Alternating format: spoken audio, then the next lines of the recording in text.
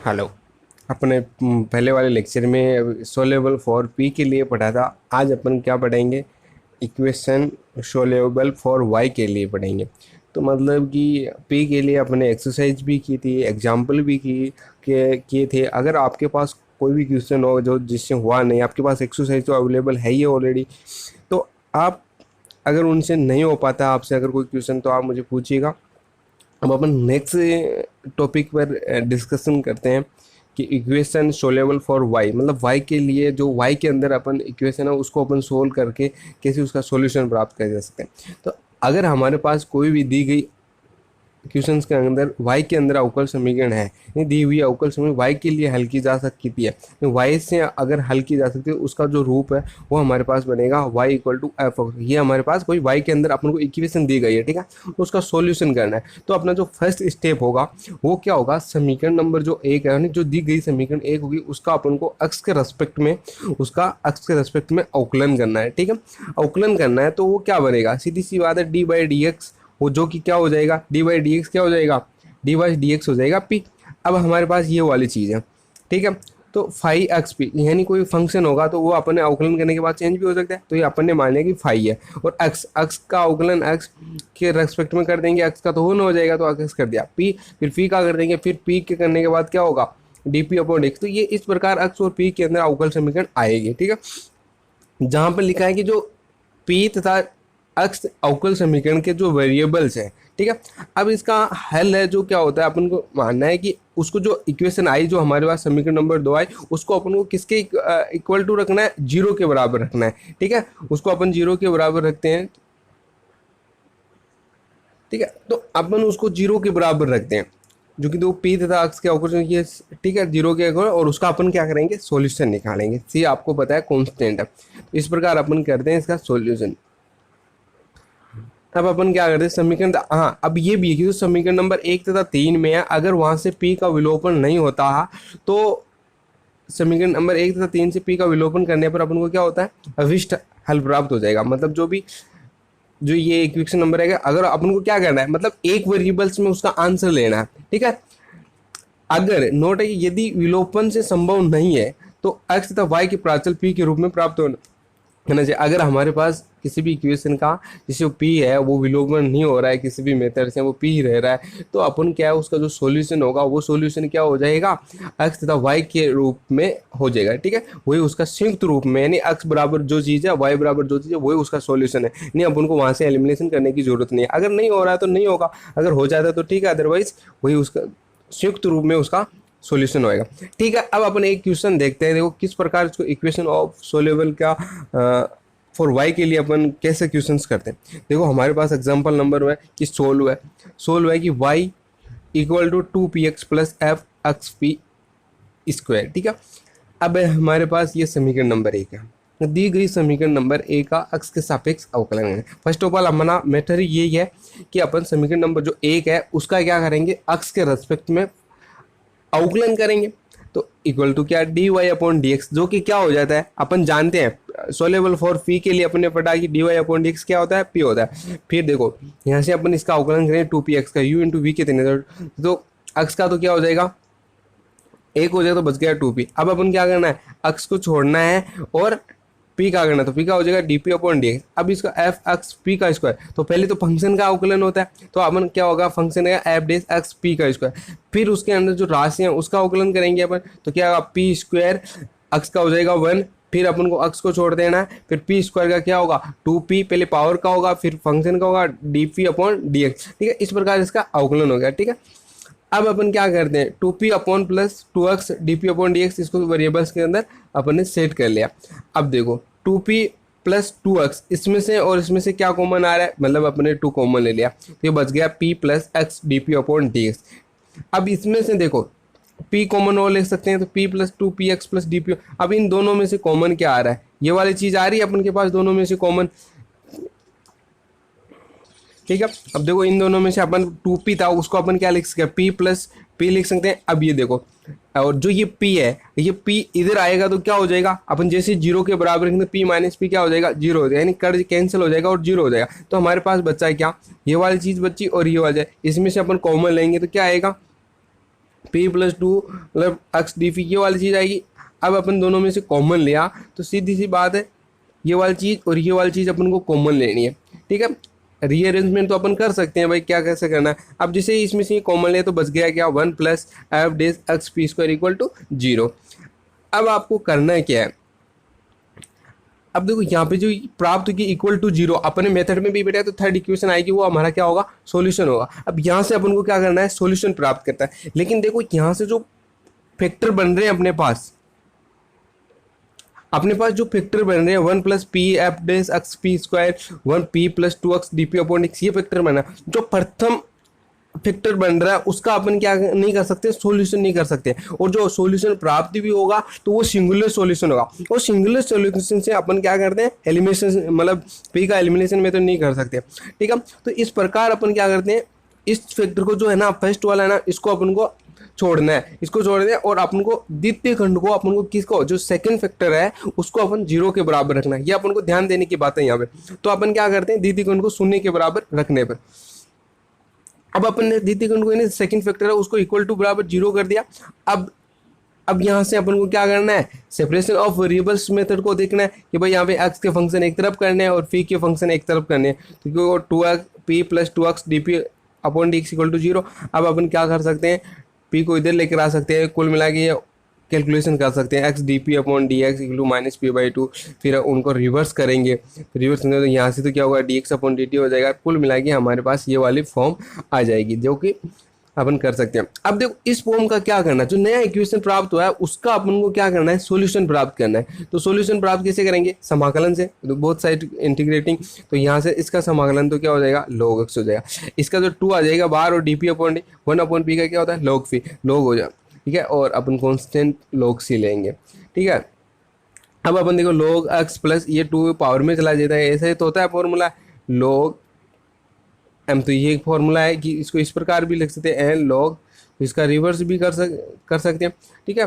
तो ये वाली चीज़ है, तो ये पावर में चलेगा तो ये क्या हो गया, log x p स्क्वायर, और वो फॉर्मूला हो जाएगा log m n प्लस जो x plus log m plus log n equal to क्या होता है, log m और n होता है, ठीक है। अब देखो ये कर लिया तो x p से log क्या हो जाएगा, कैंसिल हो जाएगा, बचेगा क्या हमारे पास, ठीक है। तो अब हमारे पास बच क्या गया, x p square equal to c, हमारे लोग चलो। तो अब यहाँ से देखो पी स्क्वायर इक्वल टू क्या हो जाएगा, सी अपॉन एक्स, और पी इक्वल टू क्या होगा, अपन प्लस माइनस होगा। लेकिन हमारे को यहाँ पे क्या करना है, सिर्फ प्लस वाला को कंसीडर करना है, माइनस को छोड़ना है। तो समीकरण 1 में अपन जो समीकरण नंबर 1 दी, कौन सी थी, समीकरण नंबर 1, समीकरण नंबर 1 ये थी अपन के पास, ये वाली समीकरण नंबर 1। इसमें अपन को क्या करना है, p का मान रखना है। कहाँ p का मान रखोगे, जहाँ देखो p का मान रखने पर, तो देखो समीकरण 1 में p का मान रखने, तो हमारे पास समीकरण नंबर 1 ये तो ये रहा। यहाँ पे आप p का मान रखोगे, क्या है p का मान, root c upon x plus minus, फिर यहाँ पे रखोगे x into c by x, तो यहाँ पे भी ये वैल्यू रख सकते हैं, ठीक है। समीकरण नंबर 1 में अपन p का मान रख सकते हैं। अब देखो y इक्वल टू हमारे पास क्या आ गया, 2x, ये p की जगह अपन ने पुट कर दिया और यहाँ पे भी p की जगह अपन ने पुट कर दिया। हमारे पास क्या है यहाँ पे एक्स पी स्क्वायर है, ठीक है। देखो यहाँ पे हमारे पास क्या है, रूट नहीं आएगा क्योंकि हमारे पास यहाँ पे पी स्क्वायर की वैल्यू पुट रखनी है। तो क्या होगा, y equal to 2x root c upon x plus f of c, ये हमारा क्या हुआ, आंसर होगा। इस प्रकार अपन को इसको क्वेश्चंस को सोल्व करना है। यानी मैं एक बार रिवाइज करा दूँ। फर्स्ट ऑफ ऑल अपन को क्या दी गई जो इक्वेशन है, अगर वो सोल्वेबल फॉर y यानी y के लिए अपन उसको सोल्यूशन कर रहे हैं, तो समीकरण नंबर 1 का अपन x के रेस्पेक्ट में उसका डिफरेंशिएशन करेंगे। उसके बाद में क्या करेंगे, जो समीकरण नंबर 1 है उसको मतलब अच्छी तरीके से अपन अरेंज करेंगे कि मतलब ये किस फंक्शन में, उसको एक वेरिएबल्स में लेकर आएंगे। वहां से अपन को क्या आएगा, 2 फैक्टर प्राप्त हो गए। उस फैक्टर को छोड़ना है जिसका अपन को सॉल्यूशन प्राप्त नहीं होता, या फिर अपन से मतलब सिंगुलर सॉल्यूशन प्राप्त, उस फैक्टर को छोड़ना है। और जो सेकंड फैक्टर है उसको अपन 0 के बराबर रखना है। फिर वहां से अपन को क्या करना है, जो सॉल्यूशन प्राप्त होता है उसका सॉल्यूशन अपन को करना है। फिर वापस जो वहां से अपन को पी की वैल्यू रखनी है और पी की वैल्यू कहाँ से पुट करनी है, पी की वैल्यू पुट करनी है वापस समीकरण एक में, जो आंसर होगा वही अपन का फाइनल आंसर। इस प्रकार अपन को सॉल्यूशन करना है। मैं अभी 2-3 एग्जांपल और समझाता हूँ, उतने में आपकी प्रैक्टिस हो जाएगी और एक्सरसाइज आपको सोल्व करनी है। अगर आपको सॉल्यूशन नहीं होता तो मैं पूरी एक्सरसाइज आपको सॉल्यूशन करके भेज दूंगा। ठीक है, सेम प्रोसेसर है, सेम क्वेश्चन है, सोल्व है। y equal to minus p x plus x की पावर 4 पी स्क्वायर इक्वल कर एक है। ठीक है, ये अपन ने क्या कर दिया, समीकरण नंबर 1 दिया, इसको भी अपन को क्या करना है, सॉल्यूशन करना है। तो इसका सॉल्यूशन कैसे करेंगे, इसका समीकरण ए का अक्ष के सापेक्ष अवकलन करने का सबसे इंपॉर्टेंट है कि जो सोल्यूबल फॉर y के लिए अपन क्या करना है, समीकरण ए का अक्ष के रेस्पेक्ट में डिफरेंशिएशन करना है। तो डी बाई डी एक्स आ गया, इसका क्या हो जाएगा, अक्ष का तो हो जाएगा 1 माइनस पी बचेगा, फिर माइनस अक्ष को छोड़ दो और D p upon d x, फिर इसका क्या हो जाएगा, इसको यूं इंटू करेंगे। अवकलन आपको अच्छी तरीके से आता है। अगर आपको अवकलन और समाकलन नहीं आते तो आप 12th की बुक पर 12th और 11th के बुक्स में जाकर विजिट करें और उनको अच्छी तरीके से समझे। पी इक्वल टू जी की माइनस पी है, तो ये माइनस पी है, हो गया, ये वाली चीज़ हो गई। अब यहाँ से अपन ने कि ये अवकलन है। अब देखो डी बाई डी एक्स है, इसको अपन जानते हैं कि ये क्या होता है, d by d x equal to p होता है। ठीक है, अब अपन क्या करते हैं, इसका इक्वल टू 0 के बराबर, ये होता है कि अपन को उसको सॉल्यूशन करके वहाँ से समीकरण प्राप्त करते हैं। तो देखो यहाँ से पी हो क्या हो जाएगा, 2p हो जाएगा, ये प्लस में आ जाएगा, ये सारे जो प्लस की है वो माइनस में हो जाएगी, जो माइनस की है वो प्लस की हो जाएगी। तो अपन ने ये सॉल्यूशन प्राप्त कर लिया। अब यहाँ से अपन को एक रीअरेंजमेंट करके अपन को फैक्टर निकालना है। तो फैक्टर कैसे निकालेंगे, देखो समीकरण नंबर 2 प्राप्त हो गई अपन को इक्वल टू 0। अब यहाँ से अपन को क्या करना है, फैक्टर निकालना है कि इनको सॉल्यूशन कैसे। तो देखो 2p minus 4x Q P square plus x d P minus 2px 4dp अपन dx। अब इसमें से अपन क्या कर सकते हैं, इसमें से अपन 2p कॉमन ले सकते हैं। तो 2p जैसे कॉमन लिया, जैसे 2p जैसे कॉमन लिया तो यहाँ से बच गया 1, यहाँ से 2 और ये x क्यू p बच गया, फिर plus x d p upon D 1 minus 2p x cube. ठीक है, ये वाली चीज बची। अब इसमें से दोनों में से जो फैक्टर कॉमन आ रहा है वो ले तो 1 माइनस 2x क्यूब है, ये वाली चीज। अब देखो फर्स्ट फैक्टर है उसका अपन को सॉल्यूशन करेंगे तो क्या आएगा, एक सिंगुलर सॉल्यूशन। सिंगुलर सॉल्यूशन का एक पूरा चैप्टर आएगा जो कि नेक्स्ट चैप्टर होगा। उस चैप्टर में आपको केवल सिंगुलर सॉल्यूशन ही पढ़ाया जाएगा कि सिंगुलेशन किसे कहते हैं, सिंगुलेशन होता है क्या है, सिंगुलर सॉल्यूशन पर क्वेश्चन पर प्रैक्टिस भी करेंगे सॉल्यूशन पर। अब अपन तो जो सिंगुलर सॉल्यूशन प्राप्त होता है या जिसमें अपन को एलिमिनेशन से प्राप्त नहीं होता तो उसको अपन कर नहीं सकते, तो उसको अपन क्या वहां से छोड़ देते हैं और द्वितीय खंड यानी जो सेकंड फैक्टर है उसको अपन क्या करते हैं 0 के बराबर रखते हैं और वहां से अपन को क्या करना है, सॉल्यूशन करना है। ठीक है, अब अगर देखो 2p plus x d p upon d x equal to 0 है, इसको अपन को क्या करना है, इसको अपन को क्या करना है, 0 के बराबर रखना है। तो रखो,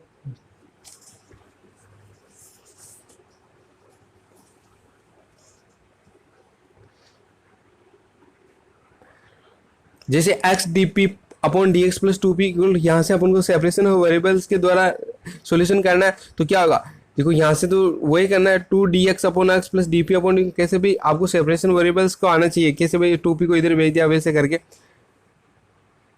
ठीक है, अब यहाँ से अपन जैसे करेंगे तो इसका तो क्या हो जाएगा, समाकलन करेंगे तो इसका तो क्या हो जाएगा log x। ठीक है, इसका क्या हो जाएगा log p और कन्वीनियंस मतलब जो सुविधा के रूप में अपन ले रहे हैं जो उसको क्या ले लेंगे log c। अब यहाँ से x स्क्वायर वही log m और m वाला फॉर्मूला आपको अपनाना है, log m और n क्या होता है log m प्लस log। अगर आपको log नहीं आता है तो आप log की क्वेश्चन करें ज़्यादा से ज़्यादा मैक्सिमम। log बहुत इंपॉर्टेंट चीज़ है, ये इसी प्रकार आता जाएगा, पूरे पेपर में आएगा, पूरी यूनिट्स में आएगा, तो आपको ये सीखना जरूरी है। तो ये x square p equal to c, p equal to क्या हो जाएगा c upon x square. P की वैल्यू अपन को निकालनी है सी अपॉन। अब ये जो पी की वैल्यू आई उसको कहाँ पे रखना है, समीकरण 1 में, जो समीकरण नंबर 1 जो अपन को दी गई है उसमें रख दो। तो ये बचा हमारे पास समीकरण नंबर 1 कौन सी थी, समीकरण नंबर 1 ये थी, ये वाली थी समीकरण नंबर 1 ये रही। तो यहाँ पे अपन क्या करते हैं, पी का मान रखना है, यहाँ पे सारी चीज के पी का मान रखेंगे तो क्या आएगा, यहाँ पे तो आएगा minus c upon x square into x plus x की power 4 c upon x square, ये वैल्यू आ जाएगी।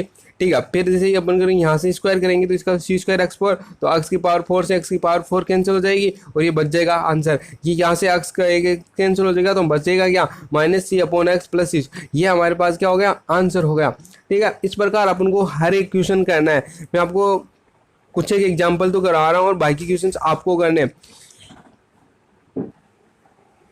ठीक है, अब अपन थर्ड क्वेश्चन देखते हैं। तो अपन अब थर्ड क्वेश्चन देखते हैं। इसमें देखो इंटीग्रेशन इंपॉर्टेंट है, तो कुछ एक टर्म है जो मैं आपको बता देता हूँ। तो solve y equal to x upon x plus a tan inverse p है समीकरण है। समीकरण नंबर ए का एक्स के सापेक्ष अवकलन करने पर जो समीकरण नंबर एक है उसका अपन क्या एक्स के रेस्पेक्ट में डिफरेंशिएशन करेंगे, तो d y upon d x equal to क्या हो गया हमारे पास पी हो गया। इसका अगर मैं इसका अवकलन करूँ तो क्या होगा d y upon d x equal to p होगा। अब देखो करना है क्या है, one plus a dot one plus p square.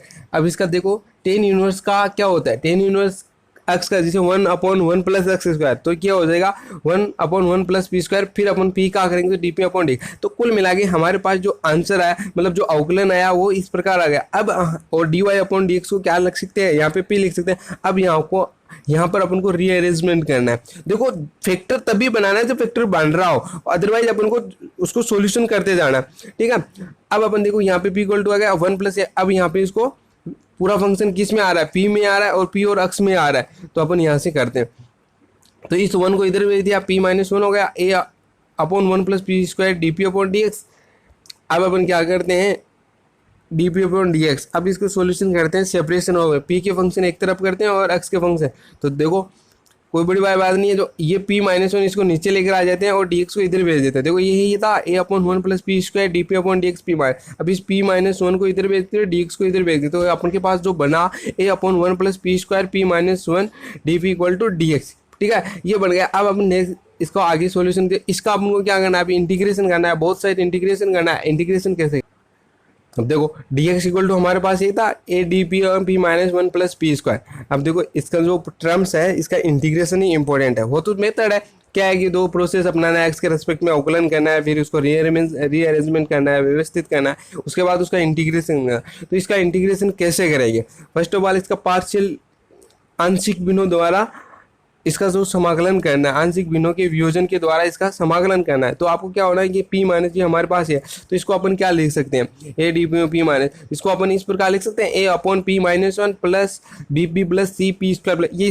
अगर इस प्रकार की फॉर्म हो तो हम इस प्रकार लिख सकते हैं, ठीक है।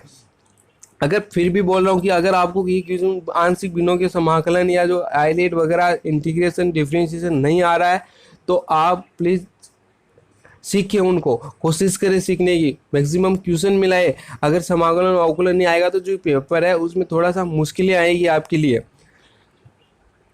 तो ये देखो अब हमारे पास क्या है, ये a upon p minus p square, इसका अपन को क्या करना है ए बी सी की वैल्यू मैं फिर बता देता हूँ थोड़ा बहुत नॉर्मल, तो कि भाई किस प्रकार क्या निकलता है।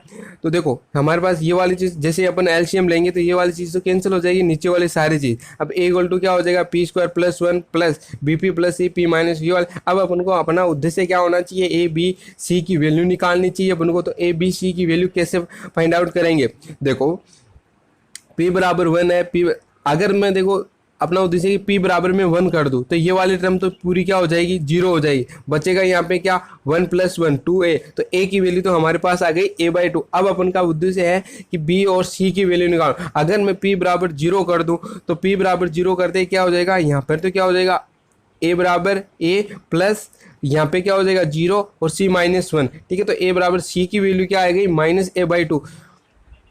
देखो जब तक आप खुद प्रैक्टिस नहीं करोगे ये ऐसे वैल्यू वगैरह निकालना तो ये नहीं आ पाएगा।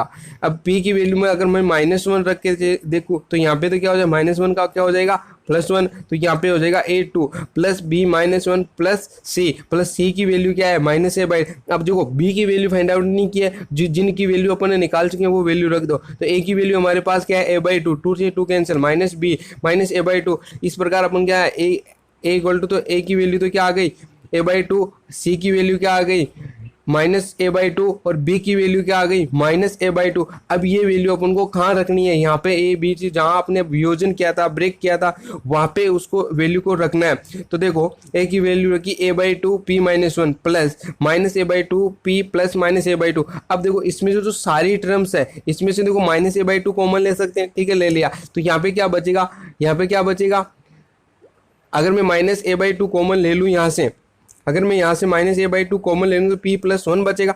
अब जो इस सारा टर्म है इसमें से मुझे क्या करना है, इस जो सारी टर्म है इसमें से मैं ए बाई टू कॉमन ले लूँ, ले सकता हूँ नहीं ले सकता हूँ, ऐसे ले सकता हूँ, ठीक है इस प्रकार मैं ऐसे। अब अपन को क्या करना है, इनका इंटीग्रेशन करना है। तो देखते हैं इंटीग्रेशन कैसे करते हैं।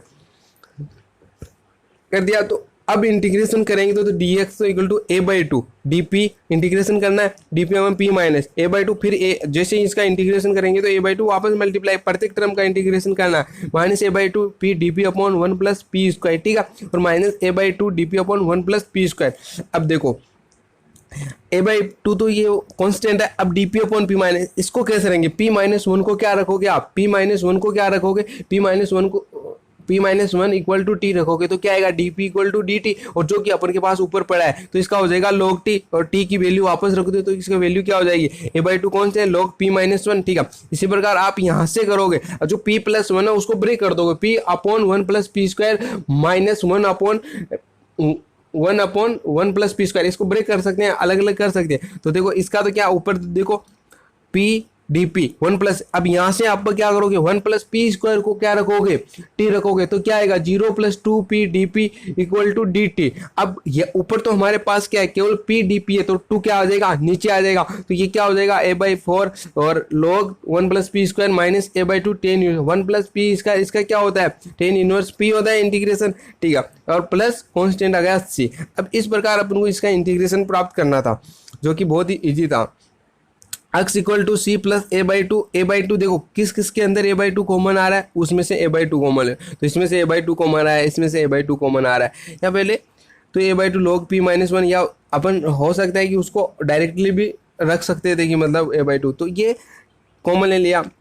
अब जो वैल्यू आई थी हमारे पास x की वैल्यू आ गई थी, अब हमारे पास देखो यहाँ से अपन कुछ करने वाला p को एलिमिनेट नहीं कर रहे हैं, तो वो संयुक्त रूप का सॉल्यूशन, तो जो अपने जो समीकरण नंबर 1 है उसमें अपन क्या करेंगे, x की वैल्यू रख देंगे, y इक्वल टू जो भी है, तो y इक्वल टू क्या हो जाएगा, तो c plus a by two log p minus one, देखो वैल्यू रखेंगे तो क्या आएगा, वैल्यू क्वेश्चन कहाँ गया,